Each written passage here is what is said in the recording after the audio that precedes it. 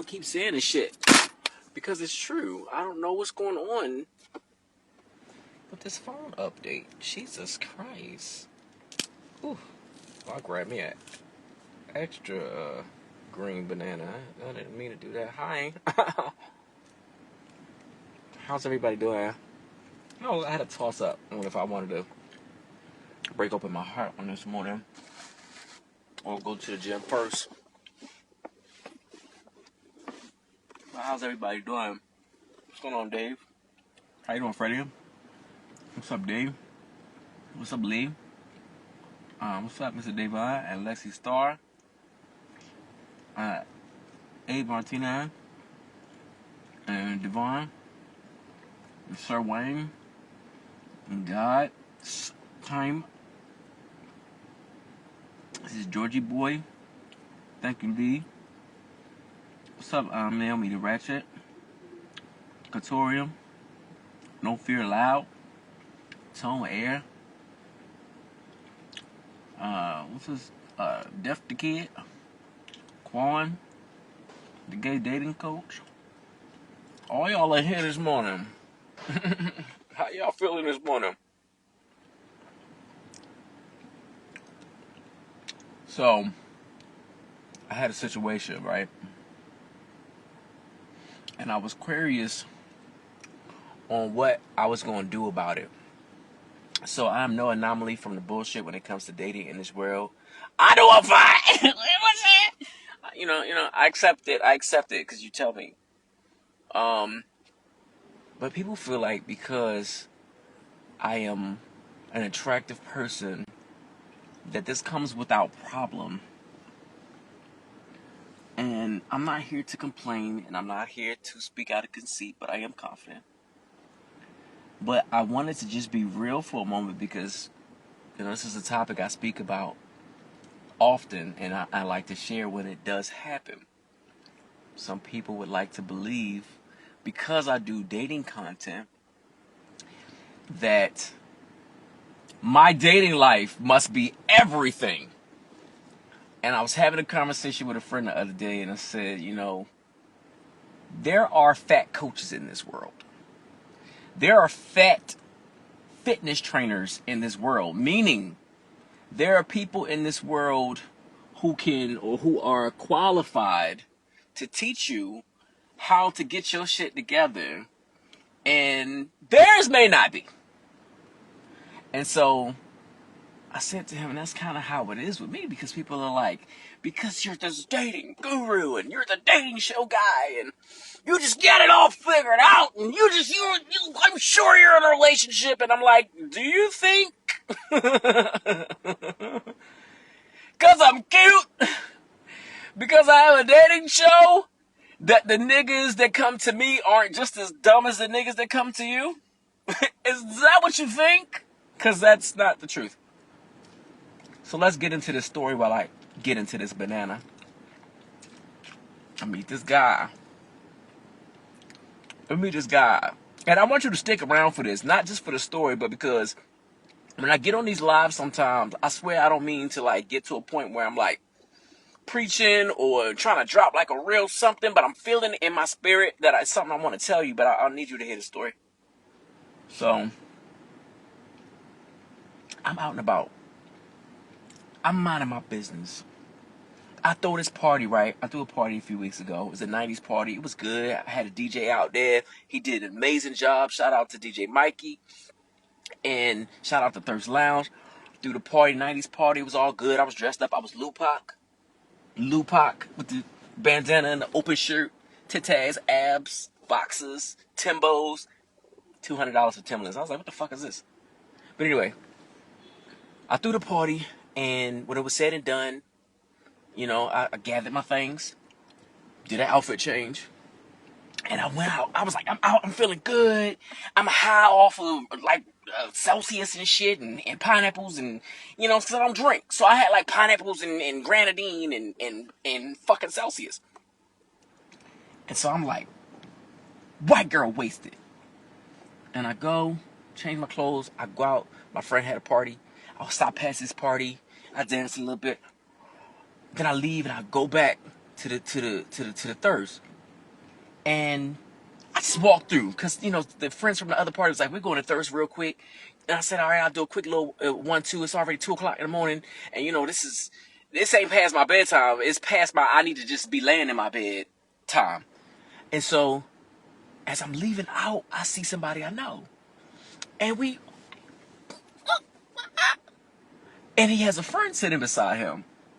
And so the friend stands up to greet me as well. And when the friend stands up, I'm like, who's this pretty motherfucker right here?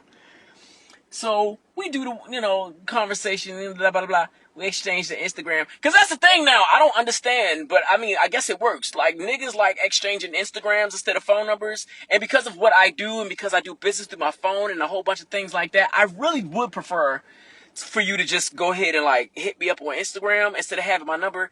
That way, if I have to block you, I can do it a lot easier. And so we exchanged the Instagram info, and that was it. I sent a message, hey, nice to meet you. He's like, same thing. And it just goes dead. Like, nobody had any expectations. I know I didn't. And about a week after that, we kind of talked again over Instagram. It was real short. And we get on the phone. We have this conversation finally. Because I'm like, look, you know, I think I can trust you now with my phone number. And so I say, you know, what's your phone number? He sent me the phone number. And I'm not a texter. I'm not a texter at all. And this is why the last nigga didn't work. Because he was like, I don't like talking on the phone. I just like texting. And I said, you know, I'm good. I can compromise. You know, we got to figure out what the margin looks like. What's this percentage look like? When we can text, when we can talk. And he was like, well, I don't know what that looks like because I just prefer to text. And it was like leaning all on his one way. And then finally, I was just like, look, this is not going to work for me. Like, compromise is compromise. That means both of us have to give and take. And it seems like you're just giving the rules and I'm taking them. And that's just not working out for me. So let's go ahead and stop this. So anyway, I'm on the phone person. If we can't talk and we need to text, I get it. Other than that, bitch, I need to talk. FaceTime, let's meet, let's something. So I said, I got his number. I'm just going to pull the trigger and call and see if this nigga answer the phone. So, boom, call. The nigga don't answer the phone. Okay, not the biggest thing because we ain't never talked before. So I'm like, maybe that's not his thing. Well, he calls back. So I'm like, okay, cool. So we talk on the phone and we having a good time talking. And I'm driving around the city because I like to drive around. And I stop and I say, you know what? I want some fucking ice cream. There are times, y'all, where I just want ice cream. Like last night. I wanted ice cream last night. So I stopped because I want to go get my ice cream, my Talente vanilla caramel swirl that the grocery store sometimes want to have and don't. So I stop and I'm on the phone with him and I'm telling him like, this is my favorite fucking ice cream. It's so good, da da da. And he goes, I'm not the biggest fan of ice cream. And I'm like, I'm not either, but it's well, you got a certain, you know what I mean? When it's a certain flavor of something, it becomes the exception. So I was like, this is my exception. I'm not the biggest on ice cream too, but this shit is amazing. And so I get the ice cream and I'm in the car and I'm eating it. And he's like, you know, there's this place in DC that I want to try. And they got vegan ice cream because I'm lactose. And I said, well, I'm lactose too. I said, but a vegan ice cream place. I said, I'm wondering if they good. I've tried vegan ice cream before and I fucking threw up. And so he was like, yeah, I hear they're good. I've never gone. So I said, okay, well, shit, you haven't gone. I haven't gone. How about we go together? He's like, cool. So we plan, we're going to go get some ice cream the following week. So we go, we get some ice cream the following, same place. Now, this is my new addiction. We went to this place last week. And I get the honeycomb. It's a flavor called honeycomb. It's essentially vanilla and caramel, but it's already blended all up together. And then you have praline butter cake. So I get the two together. And this is like sugar rush of all fucking sugar rushes. Now I'm addicted. We talk and we walk and we walk and we talk. And then I'm like, I need food. So we go back to his home. We preview my show because I'm still going through the edits of my show. And I'm still seeing what needs to be where. And so now I'm sitting there and I'm having his opinion. And he's giving me some good feedback. We're hungry. We order the food. We sit and we talk. We sit and we talk. We sit and we fuck, okay? We fuck. Since you gotta, why you gotta be so damn nosy? Why you gotta be so nosy? Why? Damn, okay. So yeah, we did it. And as I'm leaving, I'm like, how are we gonna do this? Are we gonna do this the gay way where, you know, I say some shit like, I really enjoyed you, let's do this again soon. Like, I wanna see you soon, and then like disappear into the fucking dust. And so he was like, well, however you want to do it. Well, genuinely, I enjoyed my time. Now, here's the thing. He wasn't my type. And this is what I tell people. I have a type, but it's not a standard. So I have a type, an ideal, but I will date people who I just like. And you could be short, you could be tall, you could be fat, you could be skinny, you could be, I was going to say white or black, but I ain't found a white guy like that yet. Black, or you could be black. And then sometimes I even date black. And so he's attractive, a little bit darker than me.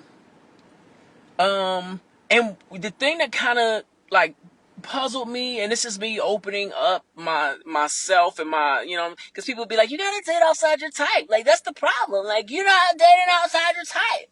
And I'm like, no, bitch, because when I date outside my type, the niggas still do the same shit that my type does. So I'd rather get disappointed or satisfied, depending on which way in the fucking spectrum we rolling on.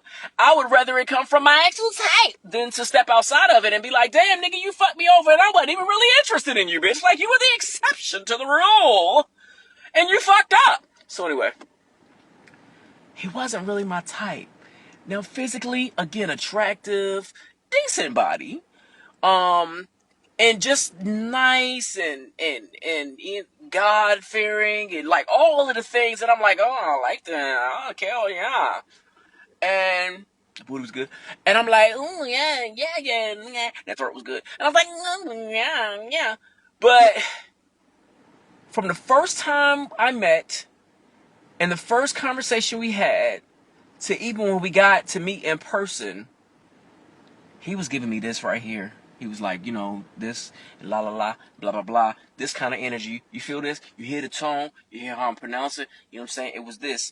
And then as we started watching my show, and he was giving me silent feedback. Cause look, you ain't in my lane. You don't do what I do. You don't produce content. You're not even a social media person. So I'm only listening to you, but so much. But I do want to hear your feedback because you are a consumer. And so we watching the show, and all of this right here, this, you see how I'm giving you this right here? This feels good, right? It feels, as we started watching the show, it went from, oh yeah, okay, I like this format too. Who is she?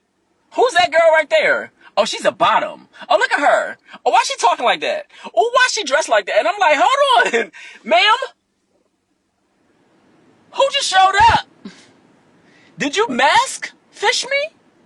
I think you mask fish me because you were giving boy out in the courtyard. But now that we're in the house, you're giving me, you're a Barbie girl. But I let it go. I let it go because, again, I'm like, you can't always have all of what you're looking for.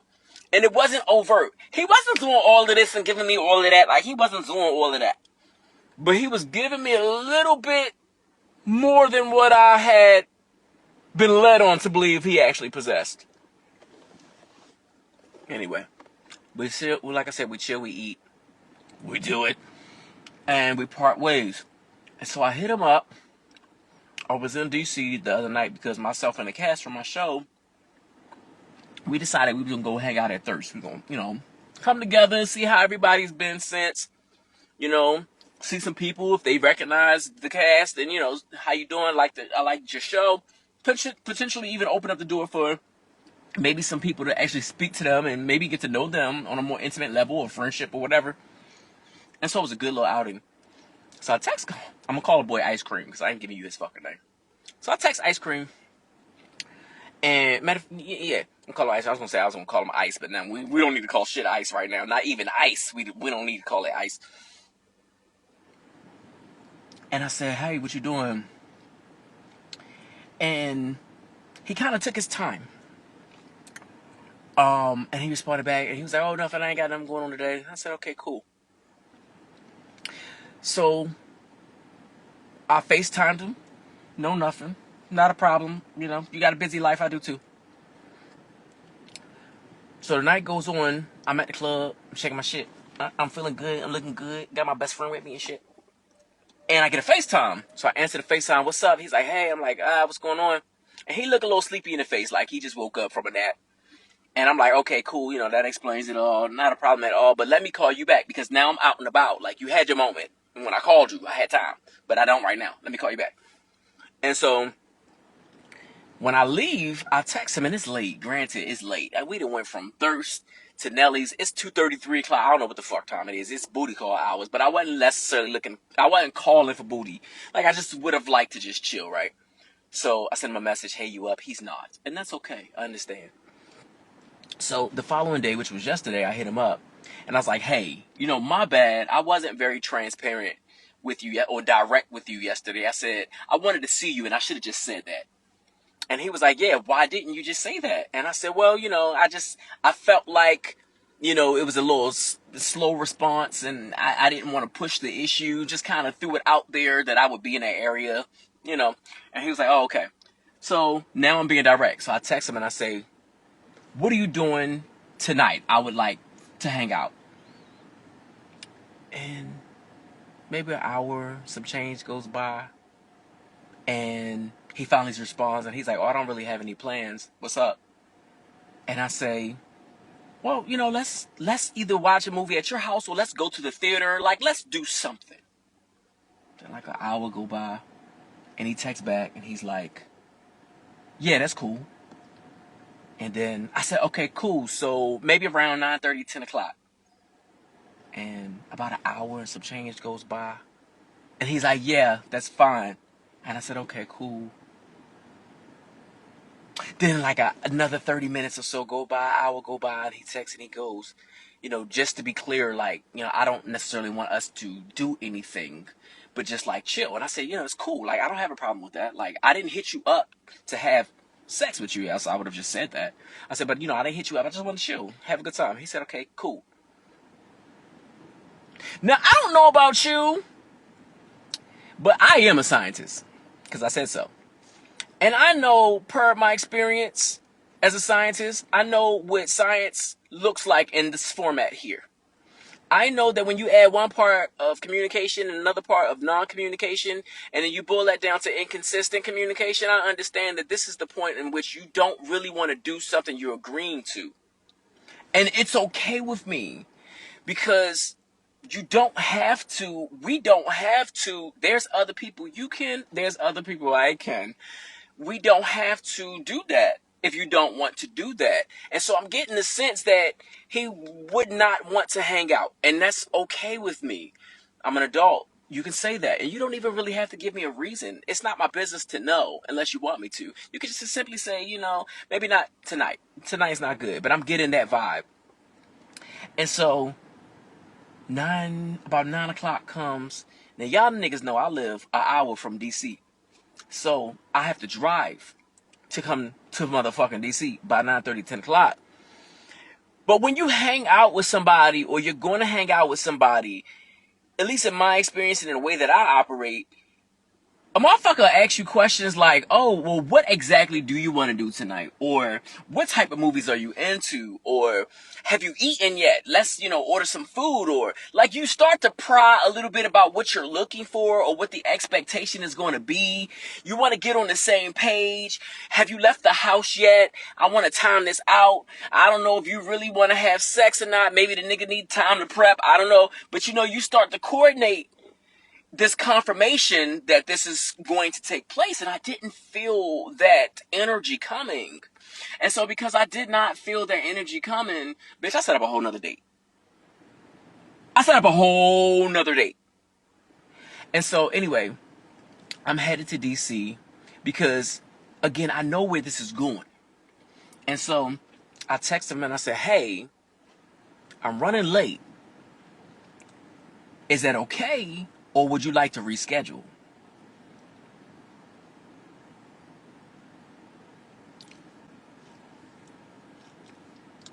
9:06 p.m. when I sent that text message. About 9:10 this morning, he texts me back and says, hey, if you're free, let's hang out today.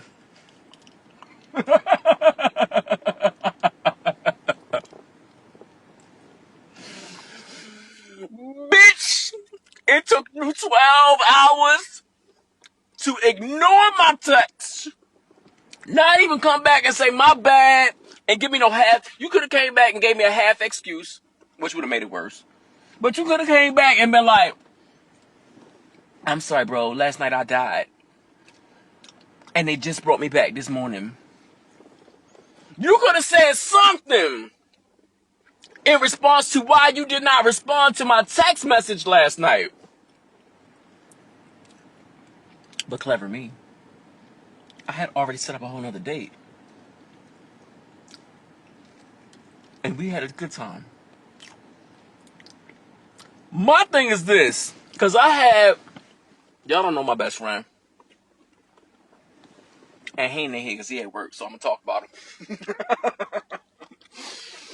My best friend is Mr. Optimism. I don't give a fuck, bitch. You can tell that motherfucker my leg fell off, and he's going to find a fucking rainbow in your leg falling off. Now, I got another friend who I thought was going to be the friend. You know, you need a friend that's going to be optimism and balance. You need a friend that's going to be a little Maya Angelou Winfrey. And that's who my best friend is. But my other friend, I thought my other friend was going to be the I'm going to bust the windows out your car, Jasmine Sullivan friend. And we all need one of those too. And so I'm telling him, because I know he's about to say, bitch, climb his balcony, bust his screen door out, jump in that bitch, pee on his living room floor and leave. Nope. He's like, give that man the benefit of the doubt. I'm like, huh? He's like, yeah, give him the benefit of the doubt. It could have been A, B, C, and X, Y, and Z. And I'm like, what? I've experienced this before. I know how this is going to end. Like, I don't need you to try and, evoke these emotions that I'm obviously abandoning right now. Because I know what this looks like. I've been here before, bitch. I put motherfuckers here before, bitch. Then I call my best friend. And I know my best friend is about to agree with the other friend that I didn't think was going to say that shit. I knew my best friend was about to be like, best friend, you got to give him grace. You got to get explanations. You got to get clarity, friend. You got to be direct. No, bitch. My best friend was like, fuck that nigga. He can't pick up the phone. He can't text. He can't say something. Does he know who the fuck you are? Does he know? I'm like, okay, look, my little ride or die switched on me. I like this. So now I'm on the phone. I'm hyped. I'm like, yeah, bitch. I'm important, bitch. I'm Beyonce, bitch. You don't get to fucking ignore me, bitch. My time is valuable, bitch. I got options, bitch. So I get my whole life off that conversation. My thing is this. I do have options. I'm not going to ignore the fact that I have options. I'm not going to ignore the fact that my well runneth over. But I don't always access those options. And that's where niggas get it fucked up. Because because I look a certain way, I present a certain way, I have this online presence that I'm just running through niggas. And everybody is an option. And that everybody, I'm accessing everybody and everybody's accessing me. And I had a little buddy, I'm going to say a little buddy, because he's not necessarily a friend. But, you know, we put a little... And he said to me, I didn't expect for you to be so deep. And I said, why? And he says, well, because, you know, your online persona and, you know, what you do and your show and you're flirtatious with people, especially on your show and all of these kind of things. And I said, baby, you do understand that what you see online, and this is the thing that is fucked up, because I was speaking to you, and I hope it's safe to say, Preston last night, you probably know him from Martha's Vineyard, the show, and we're talking, and I'm like, I think you could relate to this. I said, people see a glimpse of this, and let me bring it to a level maybe it'll make more sense for you. You can see Beyonce, Halle Berry, Michael B. Jordan, Cardi B, Nicki Minaj. You can see all of these people, and you see their persona and and all the shit that they do, and you see them on the red carpet, and you see them with the nice cars and the homes and all of these things, and you're summing up your exposure to this person to that this is the totality of who this person is. That what they're presenting to you, this portion of their life, their public, is all 100% of their personal. And so where guys get me fucked up is they look at this and they assume that this is all of who I am all day, every day, 24/7, 365, 366. And when you limit yourself to that, you truly fuck yourself in the ass and not the way you want. So I've had guys who, they are attracted to my light. I'm attracted to his light. Hi, light. Didn't go off. They're attracted to my light, and they feel like he's intangible. And then I let you get close, and then they become hyper insecure because they feel like they're just an option. And there's a difference. I have options, but you're not an option. You're a choice. I chose you to have options, and out of any and all of the options, I decided to choose you. I decided to speak to you. I decided to be consistent with you. That's the thing you got to see when people are trying to get to know you. If they are consistent, and what their consistency looks like, and what are they consistently after. Because a person can be consistent because they want to fuck. And so you got to understand what the intention looks like behind their consistency. But in this dynamic, my consistency is to understand who you are as a person and just hang out with you. And we don't have to be near a bed or near a sofa or anywhere, because I'll fuck you anyway.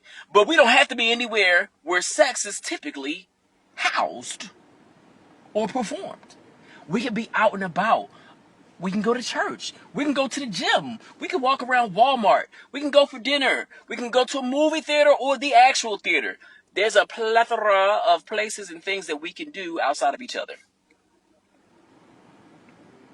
And so I don't treat the nigga that I chose as an option, rather an actual choice. But I'm learning. And I don't want to say I'm learning because I have my own experiences as well. I have insecurities like anybody else has insecurities. I don't give a fuck how cute somebody may say I am. I don't care how cute I might show up on a photo. I don't give a fuck how much I might work out and all of these kind of things. I still live with fears and phobias and anxieties and insecurities like any fucking body else. And so it's so unfortunate because I have these guys who are so interested. And then when they get close, it's like too much for them. And all of their insecurity shows up. And then they're blinded by what they think they know or what they think they're going to experience per the last guy who is on social media or per the last light-skinned guy or per the last body guy or just whoever the fuck. He might not have been any of these things. He was just someone who hurt them. And so now I have to pay for their problems, their issues. There was a video I saw the other day of Sweetie, and I'm just gonna put this out here. Sweetie is a beautiful. I would lick her from front to back. But Sweetie said something that was very true, and I spoke about this last night with P. Sweetie mentioned pretty punishment. I believe and I agree with her that there's a such thing as pretty punishment. I also believe there's a such thing of pretty privilege. And I will say I have been a beneficiary of pretty privilege. I know that if I, you know, it's the pretty privilege because you could be any complexion and still receive pretty privilege. But I also understand that I'm light skinned. Okay, I understand this, and I understand what colorism looks like, and how how it impacts us as a community, and how other people, other races view us, and all these kind of things. I'm not insensitive. I understand, and so I have a light skin privilege. I have a pretty privilege, and I understand that. I don't abuse that, but I do use that. If there's somewhere I need to get to, if there's a locked apartment lobby I'm trying to access, and I tap on that window and I say, excuse me, I know 9 out of 10 times, light skin is looked at as harmless, soft. They're not violent people. And if I speak proper, I know that he'll let me in the building. And so I will use it in those ways. But I don't use it as I don't go into the room, navigating the room, thinking I'm the best looking shit in here, or because I'm fine, or because I'm light skinned, or none of that kind of shit. I'm humble on that level. Confident, yes, but humble on that level. Now, the opposite of that is pretty punishment. Now, Sweetie said she experiences pretty punishment, and that's why she feels like she's not charting. I say, bitch, your flow is fucking trash. And the lyrical content is too. And the best part about your music videos are when they're played on mute. Because you're everything to look at. But, bitch, nothing to listen to. And that's all with love. But I agree that there is a thing called pretty punishment. And I will say, just as much as I've received pretty privilege, I've received pretty punishment. And I'm using this in the vein of two things. Socially, when I'm in a room with 2 or more people who are darker than me, I'm almost 40. When I am in the room with 2 or more dark-skinned people, my complexion always comes up. My masculinity is always tied into my complexion, and it's always brought up. My validity of considered a black person, if I'm in a room with 2 or more brown skinned people, it's always brought up. And so what I was expressing to my friend last night when we were talking about pretty privilege and pretty punishment is that, yes, the world may give us pretty privilege, whether you're light skinned or just brown, yellow, red, whatever, and you are pretty. But the world, as a light skinned person who is attractive, the world may open up for me because I'm seen to be less threatening than maybe my brown skinned counterpart. The thing that hurts me within that is I get the privilege, but the thing that hurts me, and this is where we're not heard, I say as light skinned people, I'm gonna be the representative of all the light skinned people right now. The thing that hurts me is that as we're being accepted conditionally, because we're still niggers to any other race, as we're being accepted and given privilege and access and all of these kind of things by other races, the thing is that we're being rejected by our own. And I know somebody in here right now is gonna be like, okay, this is where I tap out because I understand it because I'm brown skinned and this and they redline and opportunities and y'all do that. I'm not trying to create a division, and I'm not trying to justify anything. I'm expressing my experience. And if you can't relate to my experience, then of course you're going to be against my experience. But this is my experience. In a world where there's so much division, my personal journey as a light-skinned person is when I'm around people of my background. I don't look at the fact that you're dark-skinned or light-skinned or red bone or none of those things, unless I want to date you, because I like that nigga dark. I like that nigga dark. But I don't look at those things as qualifying factors as to if you could be my friend or to what degree you could be my friend. or what your intelligence may look like, or what level of compassion or empathy you may have or possess. I don't look at someone's race or someone's complexion as the determining factor. I'm listening to what the fuck you gotta say and how you move. And so the thing that hurts me is that when I'm in a group of brown skinned people, we may speak about politics, and I may say something like, yeah, man, these white people are crazy. And they'll say something like, well, aren't you one of them? And it's like a tee-hee-hee amongst the group to now ostracize or shame me in this way. Or I feel like, for me, it's harassment. And I say harassment because 9 out of 10 times it's going to happen if there are 2 or more brown-skinned people in the room. And it's so offensive because it's almost saying like, you can't be a part of the black people group because you're not dark enough. So go over there with the white people that give you light skin privilege. And it's so unfair because, for one, we don't ask for the privilege. I have never asked for it. I've had a very rough upbringing. A very rough, impoverished upbringing. So I've never been in a position where I felt like I was entitled to shit. In fact, it was quite the opposite. I felt like I wasn't gonna be shit. I wasn't gonna do shit. Wasn't nobody showing me shit. Wasn't nobody teaching me shit. Wasn't nobody instilling me in shit. I ain't had no education. I went through all of the shit. So I've never been in a position where I felt that I had any kind of privilege, or that I would want to use or abuse any kind of privilege. And so it's so super offensive because someone may say, oh, because you're light skinned, you have this golden life.